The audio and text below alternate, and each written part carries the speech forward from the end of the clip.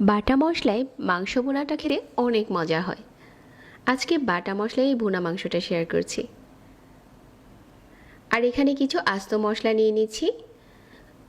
2 টুকরো নিয়ে নিচ্ছি দারচিনি, 5 থেকে 6টার মতো এলাচ, কিছু গোলমরিচ, আর হচ্ছে লং, অল্প একটু জয়ত্রী, আর 1 টেবিল চামচ নিয়ে নিচ্ছি আস্ত ধনিয়া, আর 1 টেবিল চামচ আস্ত জিরা। তারপর 2টার মতো তেজপাতা কেচি দিয়ে কেটে নিচ্ছি, তাহলে এগুলো বাটতে সুবিধা হবে।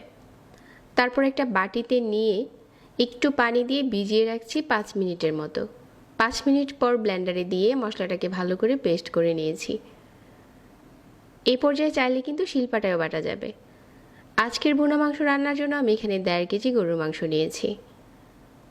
2 টেবিল চামচ দিয়ে দিচ্ছি আদা বাটা, 1 টেবিল চামচ রসুন বাটা, যে মশলাটা বেটে নিয়েছিলাম ওটা দিয়ে দিচ্ছি,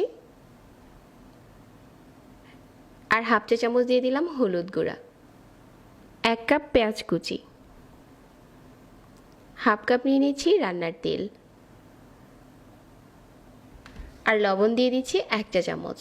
এখন এই সবগুলো মশলার সাথে মাংসটাকে নেড়েচেড়ে ভালো করে মিশিয়ে নিচ্ছি। মাংস মেশানোর কাজটা একটু ধৈর্য সহকারে করবেন। তো মিশিয়ে নেওয়া হয়ে গেছে, আর ঢাকনা দিয়ে ঢেকে 1 ঘন্টার মতো রেস্টে দিয়ে দিচ্ছি। 1 ঘন্টা পর এই মাংসের পাত্রটাকে আমি চুলাতে বসিয়ে দিচ্ছি, আর মিডিয়াম আঁচে কষিয়ে নিলে দেখা যাবে যে পানি উঠতে শুরু করেছে। প্রথমে এরকম পানি উঠেছে, তো আমি মাংসটাকে এপাশ ওপাশ করে নেড়ে দিচ্ছি,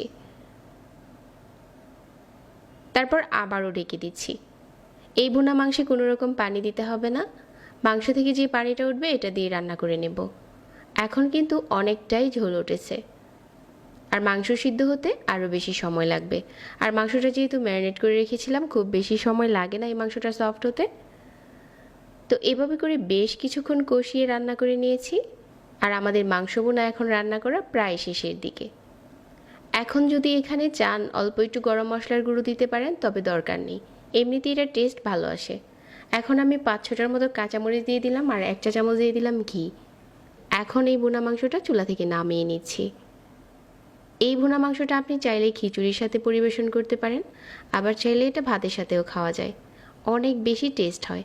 এই রেসিপিতে একবার হলেও রান্না করে দেখতে পারেন। রান্নার মাঝে পাবেন একটা বাটা মশলার গন্ধ, যেটা খেতে অনেক বেশি টেস্টি। এরকম সহজ রেসিপিগুলো ভালো লাগলে পেজ ফলো করে রাখবেন প্রতিনিয়ত নতুন রেসিপি পেতে। সবাই অনেক ভালো থাকবেন। আজকে এখানেই বিদায় নিচ্ছি। আল্লাহ হাফেজ।